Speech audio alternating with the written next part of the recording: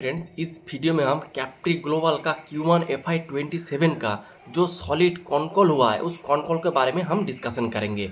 First of all अगर आप देखेंगे जो कैप्री ग्लोबल है इसका जो नंबर वगैरह आया था यानी Q1 का जो रिजल्ट आया था उसके बारे में मैंने डिटेल एक डिस्कशन एक वीडियो बनाया था। मेरे यूट्यूब में जाके आप उसे गो थ्रू कर सकते हैं। लेकिन इस वीडियो में हम सिर्फ कॉन कॉल वाले पार्ट को डिस्कस करेंगे और पहले थोड़ा बिजनेस मॉडल शॉर्ट में जान लेते हैं। अगर आप देखेंगे कैप्री ग्लोबल एक 100% सिक्योर एक एनबीएफसी है, यानी इसका जो भी प्रोडक्ट है वो एकदम 100% सिक्योर है। और अगर आप देखेंगे इसके मेन जो पार्ट है इसका बिजनेस का जो सबसे जो ज़्यादा जो रेवेन्यू कंट्रीब्यूट करता है वो है इसका गोल्ड वाला सेगमेंट। गोल्ड सेगमेंट से ऑलमोस्ट 48% यानी 50% जो इसका रेवेन्यू वो गोल्ड सेगमेंट से आते हैं, यानी गोल्ड लेंडिंग करके। रिमेनिंग जो 50% रेवेन्यू है इनमें एमएसएमई है, हाउसिंग है और उसके साथ जो कंस्ट्रक्शन फाइनेंस वगैरह सेगमेंट है उसके साथ ये लोग कुछ को लेंडिंग भी करते हैं और आपका जो कुछ डिस्ट्रीब्यूशन प्रोडक्ट डिस्ट्रीब्यूशन का काम करते हैं। जैसे मेनली इसका जो प्रोडक्ट डिस्ट्रीब्यूशन करते हैं वो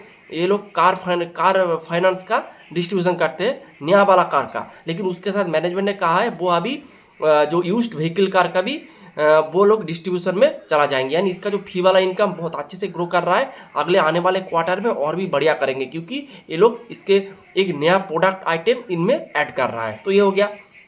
और इसका जो को लेंडिंग से ऑलमोस्ट 20% यानी 20% रेवेन्यू इसका कंट्रीब्यूट होता है। मैनेजमेंट का गाइडेंस भी था, हम मोटा मोटी 20% का ऐड करेंगे हम ओवरऑल एयूएम में जो को लेंडिंग का पार्ट। तो ये हो गया। फिर अगर आप इसका रिजल्ट देखेंगे एकदम ब्लॉकबस्टर नंबर Q1 में प्रेजेंट किया है। हर एक लास्ट 4-5 क्वार्टर से अगर आप देखेंगे 60, 70, 80% का यूएम ग्रोथ का ये आपका शो कर रहा है। अगर आप मैनेजमेंट का गाइडेंस देखेंगे तो मोटा मोटी 30 से 35% का गाइडेंस रहता है। लेकिन गोल्ड के वजह से क्योंकि इसका गोल्ड वाला बुक बहुत बढ़िया कर रहा है इसीलिए देखेंगे इसका यूएम का जो ग्रोथ है वो और भी तेजी से हो रहा है।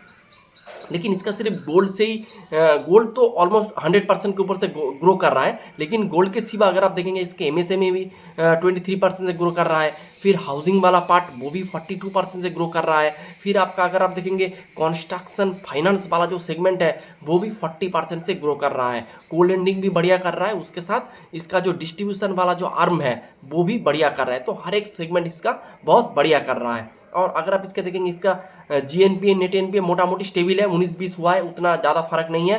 पैट 100% से ऊपर से ग्रो कर रहा है, ऑपरेटिंग लेवरेज अच्छा मिल रहा है। NIM year on year quarter on quarter improve हुआ है। आरओई इंप्रूवमेंट के इंप्रूव हुआ है। उसके साथ अगर आप देखेंगे कॉस्ट टू इनकम का रेशियो वो भी गिरा है। बहुत सारे ये लोग ब्रांच वगैरह एडिशन कर रहा है। तो ये हो गया आपका रिजल्ट। अब चलते हैं कॉन कॉल में, एक एक बात को हम डिटेल में डिस्कशन करेंगे। फर्स्ट ऑफ ऑल हम इसका जो गाइडेंस के बारे में देखेंगे, यानी एयूएम गाइडेंस का। अगर आप देखेंगे इसका जो एयूएम का जो गाइडेंस था एफआई जो Q4 में मैनेजमेंट ने गाइड किया था कि हमारा जो एयूएम होगा वो 46,000 करोड़ का एयूएम बना लेंगे FI27 के एंड में। और मोटा मोटी आपका जो 55,000 करोड़ का एयूएम बना लेंगे FI28 के एंड में। लेकिन मैनेजमेंट ने इस जो गाइडेंस को इसको पॉजिटिवली रिवाइज किया है। तो मैनेजमेंट ने कहा है जो 46,000 का जो एयूएम का टारगेट था FI26 के एंड में, सॉरी FI27 के एंड में, उसको हम रिवाइज करके 50,000 करोड़ का कर देते हैं, यानी एयूएम का गाइडेंस बढ़ा दिया है। और मैनेजमेंट ने भी कहा है कि इसका जो 55,000 का जो 57,000 का जो सॉरी 55,000 का जो गाइडेंस था FI28 के लिए वो इसको बढ़ा के कर दिया है 65,000 करोड़ का। यानी जो ये जो आपका बिजनेस है जो 30 से 35% कैगार में ग्रो कर रहा था, आप इस गाइडेंस को रिवाइज करके इसका ग्रोथ बढ़ के हो चुका है ऑलमोस्ट 38 से 40% कैगार। तो बहुत बढ़िया जो इसका यूएम का रिवाइज किया है, बहुत बढ़िया है। उसके साथ ब्रांच के एडिशन, यानी आपका जो ग्रोथ आएगा तो वो तो आपका अगर आप देखेंगे गोल्ड वाले सेगमेंट में, तो पहले गोल्ड वाला सेगमेंट को डिस्कस कर लेते हैं। अगर आप करंट सिचुएशन में देखेंगे गोल्ड वाला सेगमेंट ऑलमोस्ट 100% के ऊपर से ग्रो कर रहा है। लेकिन मैनेजमेंट ने ये भी कहा है कि हमारा जो गोल्ड वाला जो सेगमेंट है वो हर एक साल 100% से नहीं ग्रो करेगा, क्योंकि आप देखेंगे जो पहले जो लास्ट 1 ईयर में गोल्ड का बहुत प्राइस हाइक हुआ था तो उसके बेनिफिट इसको मिल रहा था। लेकिन अब प्राइस थोड़ा स्टेबल हो चुका है तो इसका जो 25% मोटा मोटी कैगार में इसका गोल्ड वाला सेगमेंट ग्रो करेगा पुराने ब्रांचेस से, और अदर जो एक्स्ट्रा जो ग्रोथ आएगा वो नया वाला ब्रांचेस से आएगा। यानी जो ये लोग जो अपना नया वाला ब्रांच के ऊपर भी बहुत अच्छा खासा फोकस कर रहा है। अगर आप देखेंगे इसका ऑलमोस्ट 14,000 का, सॉरी 1400 इसका ब्रांचेस है। इनमें से 1000 यानी 1400 से ऑलमोस्ट 1000 जो इसका ब्रांचेस है वो गोल्ड लोन का है। जो रिमेनिंग जो है वो अदर्स एमएसएमई हाउसिंग उस सेगमेंट का है। लेकिन मैनेजमेंट का गाइडेंस है कि हम FI 27 में जो पहले गाइडेंस था 350 से 370 गोल्ड लोन ब्रांचेस ओपन करेंगे, अब ये कह रहा है हम 350 नहीं, हम 400 गोल्ड लोन का ब्रांचेस ओपन करेंगे।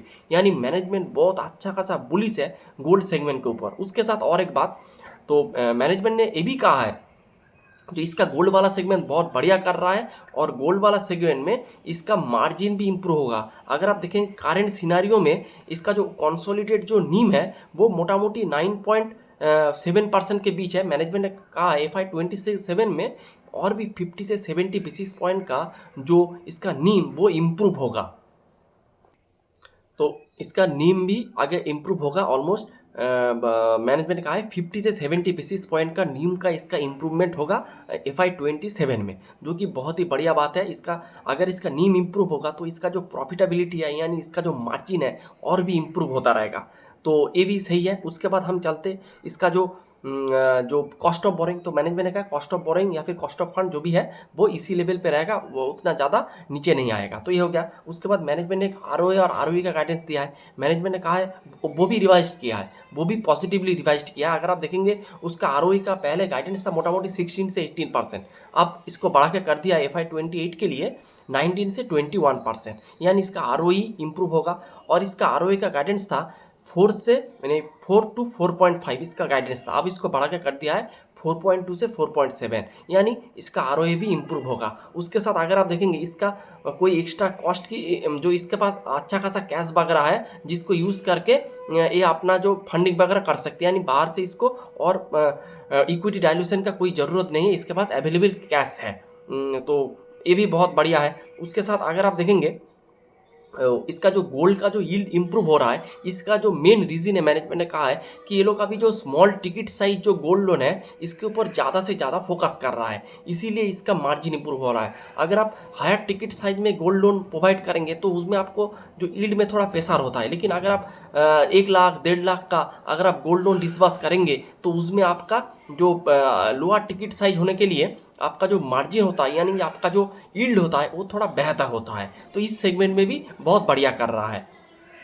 उसके साथ एक मैनेजमेंट ने एक बात भी किया है कि इसका जो गोल्ड लोन वाले सेगमेंट में अगर आप देखेंगे अगर स्टेज 2 का जो एसेट क्वालिटी इसमें थोड़ा प्रॉब्लम आया है, तो मैनेजमेंट ने कहा है क्योंकि उसका गोल्ड का प्राइस ड्रॉप हुआ है इसी वजह से उसका जो स्टेज 2 का जो एसेट है वो थोड़ा डिटोरेट हुआ है। लेकिन गोल्ड वाले सेगमेंट में कोई इस तरह का कोई प्रॉब्लम नहीं होता है, क्योंकि वो जो लॉस दिख रहा है वो एक नोशनल लॉस है।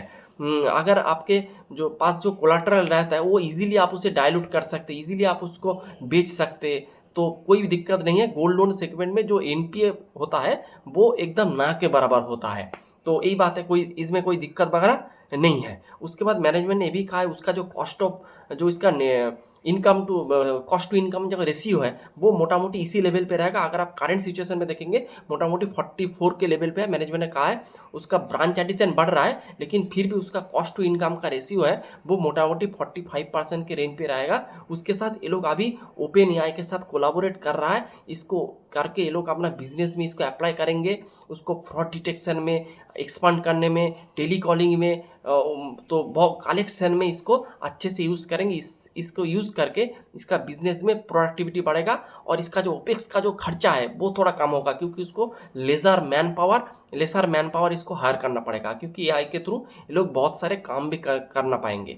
तो यही बात है। ओवरऑल जो डिस्कशन है बहुत ही बढ़िया मैनेजमेंट ने गाइड किया है और गाइडेंस भी इंक्रीज़ किया है। तो अगर आप बिजनेस का रिजल्ट देखेंगे वो भी बढ़िया कर रहा है। लेकिन एक बात इस सेगमेंट में आपको ध्यान में रखना चाहिए, क्योंकि ये जो आपका जो गोल्ड सेगमेंट में जो 100% का ऊपर का जो जंप हो रहा है वो हर साल आपको नहीं मिलेगा, हर एक क्वार्टर में आपको नहीं मिलेगा। जब गोल्ड का प्राइस थोड़ा स्टेबल हो जाएगा उस लेवल पे आपको ग्रोथ नहीं मिलेगा, ये आपको ध्यान में रख के इन्वेस्ट वगैरह करना चाहिए।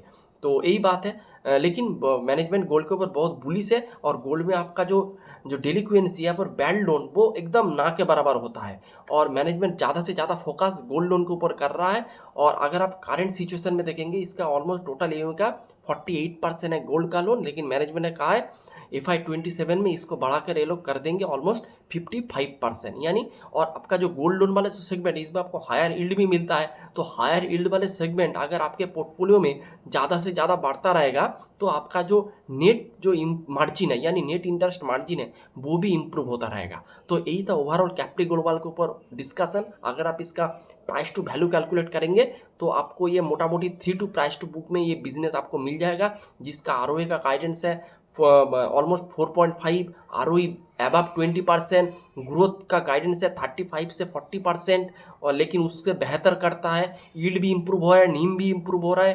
आपका जीएनपीए की बात कर लेते हैं। फर्स्ट ऑफ ऑल मैनेजमेंट ने कहा है उसका जो जीएनपी है या फिर नेट एनपी है वो नीचे नहीं आएगा, लेकिन इसी लेवल पे मोटा मोटी कंसोलिडेट करेगा। मैनेजमेंट का जो थ्रेशोल्ड होता है, लेकिन मैनेजमेंट का जो इंटरनल टारगेट होता है वो मैनेजमेंट ने कहा है हमारा अगर 1% का नेट एनपीए, 1% के नीचे नेट एनपीए या फिर 2% के जो जीएनपीए रहेगा तो एज ए बिजनेस के हिसाब से कोई प्रॉब्लम नहीं है। लेकिन अगर इसका जो नेट एनपी और जीएनपी है वो इसके जो एक्सपेक्टेशन से बहुत बेहतर परफॉर्म कर रहा है, और इसी लेवल पे मोटा मोटी नेट एनपी जीएनपी रहेगा। एसेट क्वालिटी में कोई भी दिक्कत नहीं है। और अगर आप और एक बात जो आप देखेंगे इसका जो कंस्ट्रक्शन वाला फाइनेंस में आपको देखेंगे उसका क्रेडिट कॉस्ट या फिर जो जीएनपी का नंबर थोड़ा बड़ा है, लेकिन मैनेजमेंट ने कहा है इसमें कोई डरने का बात नहीं है, क्योंकि एक बिल्डर से थोड़ा बहुत डेलिक्वेंसी हुआ है लेकिन उसको ये लोग इजीली रिकवर कर लेंगे। इस तरह का बिजनेस में एक साइकिल के टाइप होता है, कोई दिक्कत का बात नहीं है, ये नॉर्मल लेवल पे आ जाएगा। तो ये था ओवरऑल डिस्कशन। अगर आप इसका forward price to book value calculate करेंगे तो 3 प्राइस टू बुक में ये बिजनेस आपको मिल रहा है, जिसका हर एक पैरामीटर ऊपर की दिशा में जा रहा है। मैनेजमेंट का गाइडेंस भी ऊपर की दिशा में जा रहा है। आरओए का गाइडेंस भी रिवाइज किया है, तो बहुत बढ़िया कंपनी है। नीम भी इंक्रीज हो रहा है, तो मेरे हिसाब से एक बहुत बढ़िया एक बिजनेस मॉडल है, आप इसे देख सकते हैं। उसके साथ आपको थोड़ा गोल्ड का प्राइस भी चेक करना चाहिए। तो यही था ओवरऑल डिस्कशन कैप्री ग्लोबल के ऊपर।